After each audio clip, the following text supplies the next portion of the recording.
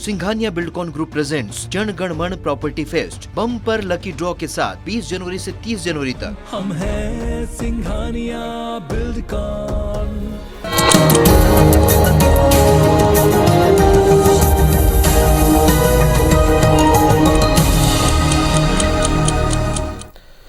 नमस्कार, स्वागत है आप सभी का। मैं हूं आपके साथ श्रवण तंबोले। बुलेटिन की शुरुआत करते हैं और सबसे पहले बात करते हैं कोरोना अपडेट की। मध्य प्रदेश में बीते 24 घंटे में 9,966 नए कोरोना के मरीज मिले हैं। मध्य प्रदेश में अब तक 9,24,161 संक्रमित मिल चुके हैं। इसके साथ ही कल 8 मरीजों की मौत हुई है और अब तक 10,591 संक्रमितों की मौत मध्य प्रदेश में हो चुकी है। कल 8,604 मरीज डिस्चार्ज हुए, वहीं अब तक 8,41,340 मरीज स्वस्थ हुए हैं। मध्य प्रदेश में एक्टिव मरीजों की संख्या 72,224 है। कल 12,512 लोगों को वैक्सीन लगाई गई। तो 10,585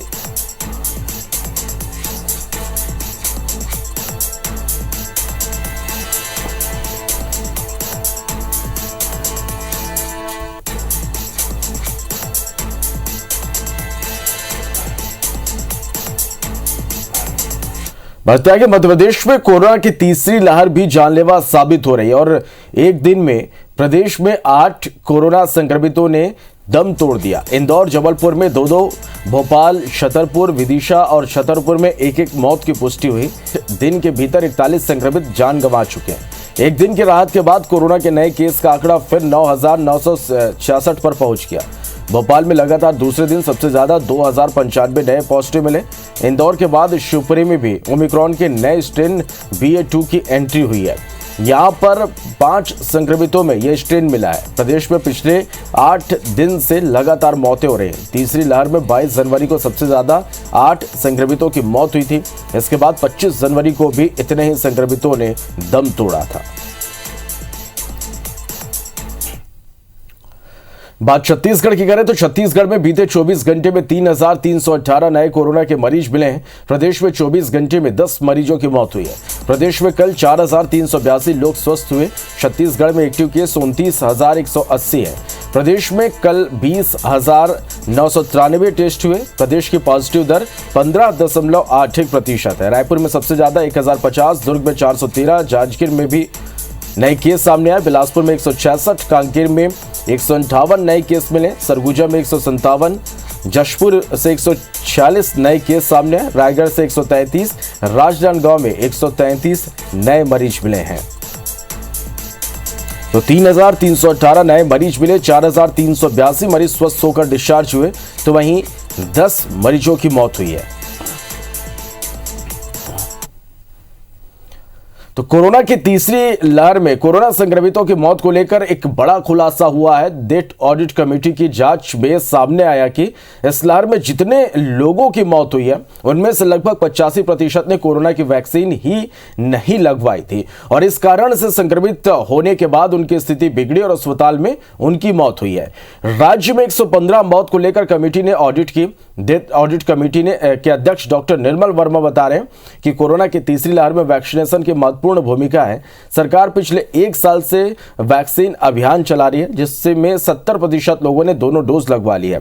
वे पूरी तरह सुरक्षित हैं, लेकिन मुफ्त योजना के बाद भी कई लोग लापरवाही कर रहे हैं और यही लापरवाही उन पर भारी पड़ रही है। कुल हुई मौतों में 85% ने या तो वैक्सीन की एक भी डोज नहीं ली या केवल एक ही डोज लगवाई है। इसके अलावा इस लहर में किडनी के मरीज, ब्लड प्रेशर और शुगर के मरीज भी प्रभावित हो रहे हैं।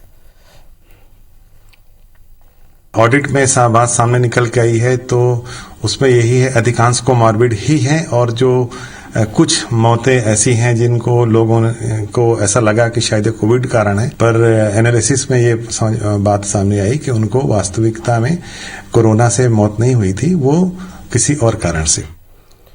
चलिए और ग्वालियर से खबर, जहां बीजेपी का बूथ विस्तार कार्यक्रम लगातार जारी है। केंद्रीय मंत्री ज्योतिरादित्य सिंधिया ग्वालियर के दौरे पर रहेंगे। बूथ विस्तारक कार्यक्रम में शामिल होंगे। कार्यकर्ताओं के साथ बैठक करेंगे ज्योतिरादित्य सिंधिया। कोविड-19 को लेकर भी ज्योतिरादित्य सिंधिया बैठक करेंगे। तो बीजेपी का बूथ विस्तारक कार्यक्रम लगातार जारी है और आज ज्योतिरादित्य सिंधिया ग्वालियर के दौरे पर रहेंगे।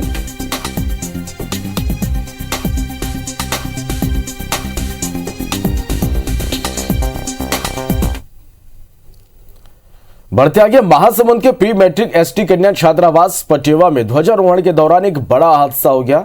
हाई टेंशन तार की चपेट में आने से 9वीं की छात्रा किरण दीवान की मौत हो गई। वहीं 10वीं की छात्रा काजल चौहान को इलाज के लिए अस्पताल में भर्ती कराया गया है। घटना के बाद कलेक्टर ने छात्रावास के अधीक्षक ऐश्वर्या साहू को तत्काल प्रभाव से निलंबित कर दिया और घटना की जांच के आदेश दिए हैं। कलेक्टर ने मृतका के परिजन को 5 लाख की आर्थिक मदद देने के निर्देश दिए हैं। वहीं मुख्यमंत्री भूपेश बघेल ने इस घटना में घायल एक अन्य छात्रा के बेहतर इलाज के निर्देश अधिकारियों को दिए हैं और बताया जा रहा है कि हादसा झंडा उतारते समय हुआ। तो ध्वजारोहण के दौरान ये बड़ा हादसा यहां पर हुआ है। एक छात्रा की मौत करंट लगने से हो गई, वहीं दूसरी छात्रा घायल है और ये बताया जा रहा है कि झंडा उतारते वक्त ये हादसा यहां पर हुआ है। 10वीं की छात्रा काजल चौहान का इलाज इस वक्त जारी है। छात्रावास अधीक्षिका को इस घटना के बाद तत्काल सस्पेंड करने के निर्देश दिए गए हैं और इसके साथ ही मृतका के परिजन को 5 लाख रुपए की आर्थिक सहायता दी गई है। प्री मैट्रिक एसटी कन्या छात्रावास पटेवा में ये हादसा हुआ, जहां हाई टेंशन तार की चपेट में 2 छात्राएं आ गई। 9वीं की छात्रा किरण दीवान की मौत हो गई, तो वहीं 10वीं की छात्रा काजल चौहान का इलाज जारी है।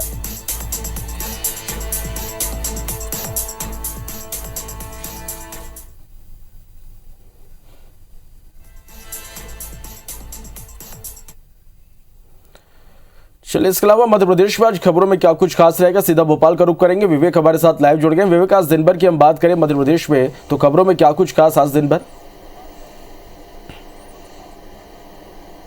देखिए, राजनीतिक गलियारों की बात करें तो आज सबसे महत्वपूर्ण है ज्योतिरादित्य सिंधिया का दौरा। ग्वालियर पहुंचेंगे और बूथ विस्तारक कार्यक्रम जो बीजेपी का चल रहा है, जो अब तक का बीजेपी का सबसे बड़ा अभियान बताया जा रहा है। इस अभियान में तमाम जो नेता है वो बूथ विस्तारक बनकर बूथों पर पहुंच रहे हैं। प्रदेश के 65,000 बूथों पर करीब 20,000 बूथ विस्तारक पहुंचकर बूथ समिति और पन्ना प्रमुखों की बैठक ले रहे हैं।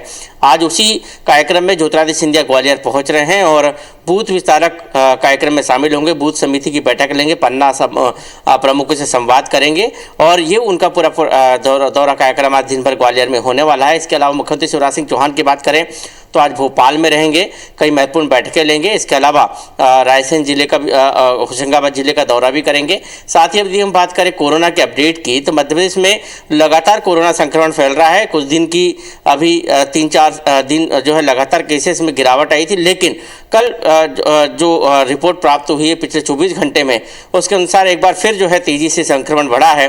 भोपाल में 2000 से अधिक पॉजिटिव केसेस मिले हैं, इंदौर में 2200 से अधिक पॉजिटिव केसेस मिले हैं, इंदौर में 2 मौत हुई है, ग्वालियर में 2 मौत हुई है, जबलपुर में 1 मौत हुई है। एक्टिव केसेस की बात करें तो 70,000 के पास जो है एक्टिव केसेस पहुंच गए हैं। भोपाल में 14,000 एक्टिव केस है और इंदौर में 19,000 से अधिक एक्टिव केसेस है। तो ये एक जो है चिंता की बात जरूर है। और ओमिक्रॉन का जो सब वेरिएंट है उसके भी लगातार मामले मिलते जा रहे हैं और कुछ जो मामले हैं वो दूसरे जिलों में भी मिल रहे हैं, छोटे जिलों में भी मिल रहे हैं। तो ये भी चिंता की बात है। लेकिन सरकार को एक राहत ये है कि अधिकतर जो मरीज है वो घरों में ही होम आइसोलेशन में अपना इलाज करा रहे हैं। करीब 97% मरीज होम आइसोलेशन में है। तो ये एक राहत की बात है कि अस्पतालों पर ज़्यादा बोझ नहीं है, बेड खाली है अस्पतालों में, ऑक्सीजन और तमाम जो दूसरी लहर में जिन चीज़ों की आवश्यकता सबसे ज़्यादा थी, जिसके लिए मारामारी थी, उसकी ज़रूरत इस बार काफ़ी कम पड़ रही। तो ये एक राहत की बात है। लेकिन कोरोना संक्रमण तेजी से बढ़ रहा है, ये सरकार के लिए एक मुसीबत भरी बात है। कांग्रेस की बात करें तो कांग्रेस लगातार जो है आज अपने संगठनात्मक ढांचे को लेकर लगातार बैठकें कर रही है। आज भी महत्वपूर्ण जो है कांग्रेस का जो जन जागरण अभियान चल रहा है उसकी को लेकर जो है जन जागरण अभियान को लेकर अपडेट प्रदेश कार्यालय से लिए जाएंगे। तो आज की महत्वपूर्ण गतिविधियां यह रहेगी जिस पर IBC 24 की नज़र बनी रहेगी। चलिए, तो इन तमाम खबरों से जुड़ी हर एक अपडेट लगातार हम दर्शकों तक पहुंचाते रहेंगे। बहुत शुक्रिया विवेक इस पूरी जानकारी के लिए। इसके अलावा अब बात कर लेते हैं कि छत्तीसगढ़ में आज खबरों में क्या कुछ खास रहेगा, ये जानने के लिए चलिए भोपाल से पहले बात कर लेते हैं एक बड़ी खबर की। मिलावट पर प्रशासन सख्त हो गया। भोपाल से करीब 9 क्विंटल मिलावटी पनीर जब्त किया गया। 20 किलो नकली घी यहां पर बरामद किया गया। अशोका गार्डन थाना क्षेत्र के सिमरा से नकली पनीर पकड़ा गया है। खाद्य विभाग, राजस्व विभाग और पुलिस ने यह बड़ी कार्रवाई की है। आरोपी मुरैना से मिलावटी पनीर मंगवाते थे। तो ये इस वक्त की बड़ी खबर। भोपाल से यह खबर, जहां मिलावट पर प्रशासन सख्त हुआ है। भोपाल से करीब 9 क्विंटल मिलावटी पनीर जब्त किया गया है। 20 किलो नकली घी यहां से बरामद किया गया है। अशोका गार्डन थाना क्षेत्र के सेमरा से इसे जब्त किया गया है। खाद्य विभाग, राजस्व विभाग और पुलिस की टीम ने यह बड़ी कार्रवाई की है। आरोपी मुरैना से मिलावटी पनीर मंगवाते थे।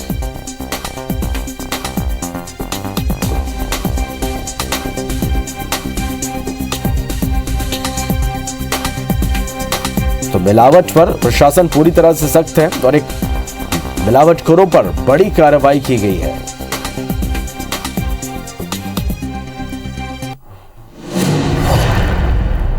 बढ़ते हैं कि छत्तीसगढ़ के सरकारी कर्मचारियों को सप्ताह में अब केवल 5 दिन ही काम करना होगा। गणतंत्र दिवस के मौके पर मुख्यमंत्री भूपेश बघेल ने इसकी घोषणा कर दिया। घोषणा के दौरान मुख्यमंत्री ने कहा कि इससे राज्य के शासकीय कर्मचारियों की कार्यक्षमता और उत्पादकता बढ़ेगी। इसके अलावा मुख्यमंत्री ने अंशदायी पेंशन योजना में राज्य सरकार के अंशदान को 10% से बढ़ाकर 14% किए जाने की घोषणा की। मुख्यमंत्री की इस घोषणा का राज्य के अधिकारी कर्मचारियों ने स्वागत किया है। कर्मचारी नेताओं ने कहा कि यह फैसला सरकारी अधिकारियों और कर्मचारियों सहित उनके परिजनों के लिए राहत देने वाला है। अधिकारियों और कर्मचारी पर दबाव कम होगा। साथ में अब कर्मचारी पारिवारिक दायित्वों को भी बेहतर तरीके से निभा पाएंगे। कार्यालय संचालन में लगने वाले एक दिन का खर्च भी बचेगा। साथ ही पुरानी पेंशन योजना को फिर से बहाल करने और महंगाई भत्ते की बची किस्त को जल्द देने की मांग की गई। विगत 2012 से लगातार मुख्यमंत्री को अनुरोध कर रहे थे कि 5 डेज वर्किंग डेज के हिसाब से जो है शासकीय कार्य का संचालन होना चाहिए। सरकार ने इस दोनों मांग को आज मान लिया है। हम प्रदेश के कर्मचारियों अधिकारियों की तरफ से मुख्यमंत्री को धन्यवाद ज्ञापित करते हैं, आभार व्यक्त करते हैं। 5 दिन के सप्ताह का अब प्रत्येक कर्मचारी को प्रत्येक शनिवार और रविवार को अवकाश मिलेगा और ये कर्मचारियों के हित में इसलिए है कि लगातार काम करने से कर्मचारियों की थोड़ी असुविधा होती थी। अब रेस्ट लेंगे, उसके बाद अच्छे से फ्रेश होकर के जनता की सेवा करेंगे।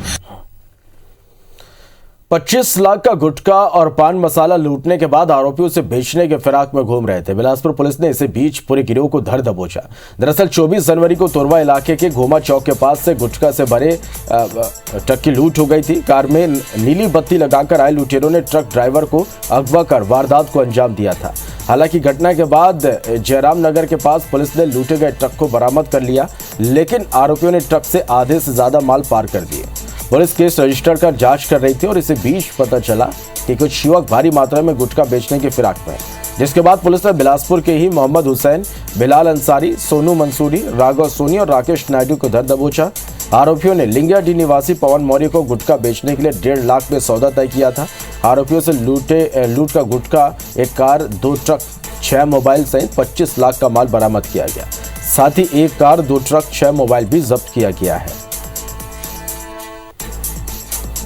राजश्री के एक सामान से भरी हुई पिकअप को धूमा चौक के आगे लूट किया गया था। ड्राइवर की रिपोर्ट पर से एफआईआर पंजीबद्ध की गई थी। सूचना के आधार पर टोटल 6 आरोपियों को गिरफ्तार किया गया है। इसमें घटना में प्रयुक्त 2 वाहन जब्ती हो गए हैं और सारा माल जो भी गया था वो पूरा जब्ती हो गया है। जिन्होंने घटना को अंजाम दिया उनका पूर्व में भी आपराधिक रिकॉर्ड रहा है, जो कि लूट जैसी घटनाओं में भी सम्मिलित रहे हैं। इंदौर पुलिस ने हथियार तस्करों को पकड़ने में सफलता हासिल किया। दरअसल पुलिस को मुखबिर से हथियार तस्करी की सूचना मिली थी, जिसे लेकर पुलिस ने नौलखा इलाके में दबिश दी और 2 आरोपी तेजपाल और जसपाल को गिरफ्तार किया। आरोपियों से पुलिस ने 6 पिस्टल, 4 देसी कट्टे और 200 जिंदा कारतूस बरामद किए हैं। पूछताछ में आरोपी ने स्वीकार किया कि वे अवैध हथियार खुद बनाने के साथ राज्य में और राज्य के बाहर इसे बेचते थे। दोनों आरोपियों पर बड़वानी और अंजड़ के थाने में कई मामले दर्ज हैं। फिलहाल पुलिस मामले की जांच में जुटी हुई है। 2 व्यक्ति अवैध हथियार बेचने का कार्य करते हैं। मुखबिर द्वारा बताए स्थान पर पूरा सर्च किया, देखा तो 2 लड़के जिनके पास में 6 पिस्टल थी और 4 कट्टे थे और 200 राउंड थे। तो जसपाल है और एक तेजपाल है। ये जसपाल है, इसके 8 पुराने आपराधिक रिकॉर्ड भी हैं। ये सातिर किस्म का बदमाश है और भी दूसरे के भी अपराध निकाल रहे हैं। कटनी में निर्माणाधीन भवन का एक हिस्सा अचानक गिर जाने से 2 मजदूरों की मौत को लेकर जिला अस्पताल में परिजनों और मजदूरों के साथियों ने जमकर हंगामा किया और ठेकेदार पर कार्रवाई की मांग करते हुए शव ले जाने से इनकार कर दिया। हंगामा देख मौके पर पुलिस प्रशासन के अफसर पहुंचे और ठेकेदार पर कार्रवाई का आश्वासन देने के बाद मृतकों के परिजन शांत हुए। बता दें कि मंगलवार की शाम को जिले के पुरानी इलाके में निर्माणाधीन भवन का एक हिस्सा गिर गया था, जिसमें दबकर 2 मजदूरों की मौत हो गई थी, जबकि 4 मजदूरों को रेस्क्यू किया गया था, जिनका जिला अस्पताल में इलाज जारी है। वहीं पुलिस अभी तक ये पता नहीं लगा पाई कि निर्माणाधीन बिल्डिंग का मालिक कौन है। पुलिस की चुप्पी कई सवाल खड़े कर रही है। पता नहीं इसका मर्डर किया गया है, क्या किया गया है, ये तो कोई जानकारी हम लोगों को नहीं है।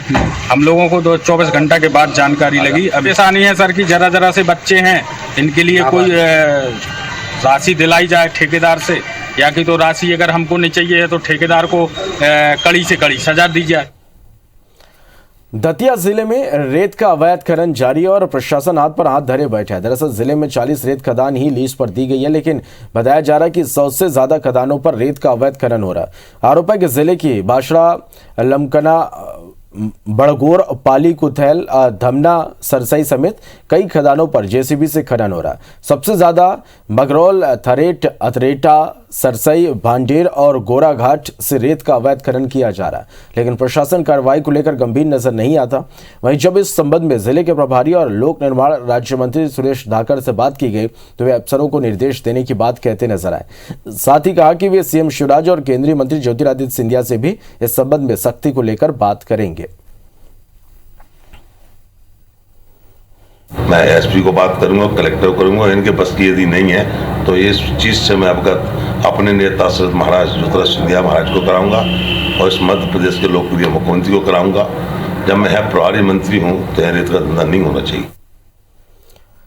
नवा रायपुर के सड़कों पर स्टंट करते हुए लापरवाही से गाड़ी चलाने वाले 22 बाइकर्स पर यातायात पुलिस ने चालानी कार्रवाई की। रायपुर की यातायात पुलिस को व्हाट्सएप का कंप्लेंट और ट्विटर अकाउंट में स्टंट करते युवकों के वीडियो के साथ शिकायत मिली थी, जिस पर तुरंत कार्रवाई करते हुए सभी बाइकर्स को घेराबंदी कर दबोचा गया और चालानी कार्रवाई की गई। बाइकर्स गैंग में एक नाबालिग बाइकर भी शामिल था, जो एक बाइक पर 4 लोगों को बैठाकर स्टंट कर रहा था, जिसके परिजनों को पुलिस ने आज तलब किया है। तो इसको संज्ञान में लेते हुए हम लोगों ने तुरंत कार्रवाई करके घेराबंदी की है और जितने वाहन चालक थे उनको घेराबंदी करके हम लोगों ने पकड़े हैं और 22 मोटरसाइकिल है उसको हम लोग जब्ती किए हैं, तो उसमें फाइन भी किया है और उनको समझाइश देकर हम लोगों ने उसको छोड़ा है और भविष्य में इस प्रकार की गलती ना करने को हिदायत दिया गया।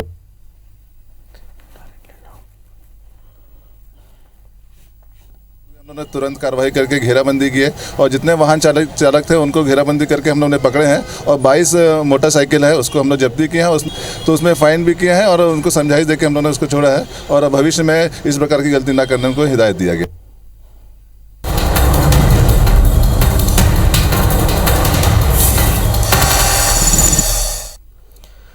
चलो तो यूपी में चुनाव प्रचार अपने चरम पर है और इसी के तहत आज गृह मंत्री अमित शाह मथुरा के दौरे पर जा रहे हैं, जहां वो पहले बांके बिहारी का दर्शन करेंगे, फिर डोर टू डोर कैंपेन शुरू करेंगे।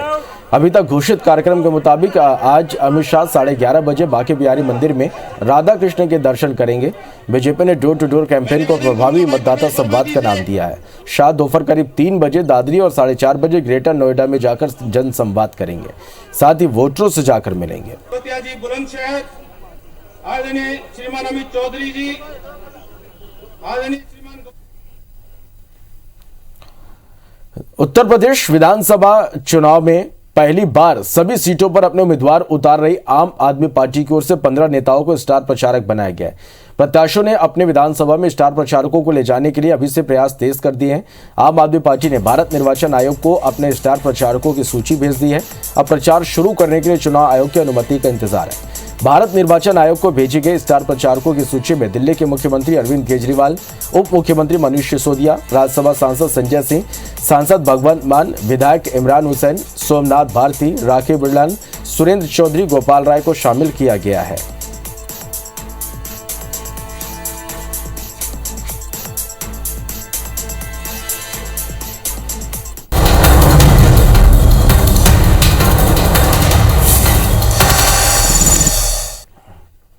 भरतिया के भोपाल में गणतंत्र दिवस के मौके पर लोक रंग कार्यक्रम का आयोजन किया गया। कार्यक्रम में मुख्यमंत्री शिवराज सिंह चौहान, राज्यपाल मंगूभाई पटेल और पीडब्ल्यूडी मंत्री गोपाल भार्गव शामिल हुए। इस दौरान रविंद्र भवन के जीर्णोद्धार कार्य का लोकार्पण भी किया गया। सीएम शिवराज ने लोगों को संबोधित करते हुए कहा कि प्रदेश में कलाकारों के लिए भी मंच बनाया जाएगा, साथ ही उनका सम्मान भी सरकार करेगी ताकि लोक संस्कृतियों को पीढ़ी दर पीढ़ी संजोकर रखने वालों का हौसला बुलंद किया जा सके। वहीं राज्यपाल मंगूभाई पटेल ने सीएम की जमकर तारीफ की। कार्यक्रम में सुप्रसिद्ध अभिनेता अनु कपूर ने संगीतमय प्रस्तुतियों से समय बांध दिया।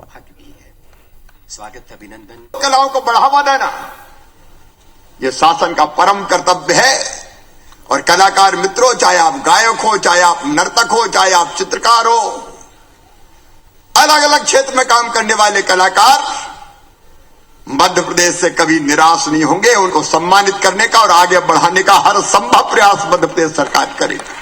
जिन्होंने अपने तप और त्याग से देश को नई दिशा दी, लेकिन आज की युवा पीढ़ी उनसे अनजान है।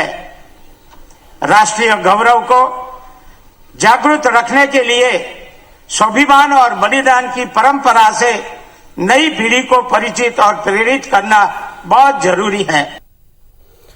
चलो तो इसी के साथ फिलहाल इस बुलेटिन में इतना ही। आगे देखेंगे हमर बानी हमर गोठ। नमस्कार।